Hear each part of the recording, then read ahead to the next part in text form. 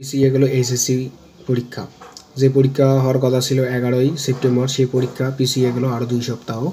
আসলে এসএসসি বা এর বাকি বিষয়ের পরীক্ষার অর্ধেক নম্বরে, আসলে আমাদের যে ফুল মার্কের পরীক্ষা হওয়ার কথা ছিল এসএসসি, সে মার্কের পরীক্ষা এখন হবে না, এখন অর্ধেক মার্কের পরীক্ষা হবে।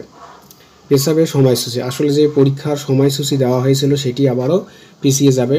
এটা কতদিন পিছাবে সেটি আমি আপনাদের দেখিয়ে দিচ্ছি। এটা একটা নিউজ রিপোর্ট থেকে নেওয়া, বাংলা টিভিডি রিপোর্ট থেকে নেওয়া। আমরা একটু নিচের দিকে যাব। 2024 সালে এসএসসি ও সমমানের পরীক্ষা বাকি বিষয়গুলোর পরীক্ষা অর্ধেক প্রশ্নের উত্তরে অনুষ্ঠিত হবে।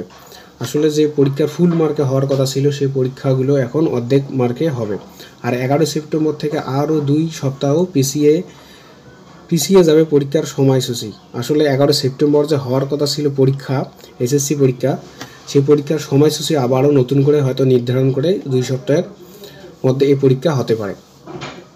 মঙ্গলবার 20 আগস্ট শিক্ষা মন্ত্রণালয়ের অন্তর্বর্তীকালীন সরকারের শিক্ষা উপদেষ্টা ওয়াহিদ উদ্দিন মাহমুদের সভাপতিত্বে অনুষ্ঠিত সভায় এই সিদ্ধান্ত হয়। আসলে যে উপদেষ্টা, শিক্ষামন্ত্রীর যে উপদেষ্টা মন্ত্রী, তাদের হয়তো এই কারণে এই পরীক্ষার সময়সূচি আবারও পিছিয়ে দিয়েছে। কারণ কি, যে আসলে যে ক্ষয়ক্ষতিগুলো বা প্রশ্নগুলো হয়তো তৈরি করতে একটু সময়ের প্রয়োজন, তার জন্য হয়তো এই জন্য পরীক্ষা পিছিয়ে দেওয়া হয়েছে। আর যারা পরীক্ষা দেবে তাদের জন্য পরীক্ষা যারা দেবে তারা হয়তো ভালো করে প্রস্তুতি নাও, কারণ তোমাদের কোনো অটো পাস হবে না, কারণ কোনোভাবেই অটো পাস হয়তো দেবে না, কারণ এই আন্দোলন করে কোনো লাভ নেই। তাই তোমরা যারা পরীক্ষার্থী অবশ্যই পরীক্ষা দেবে, পরীক্ষা দিতেই হবে।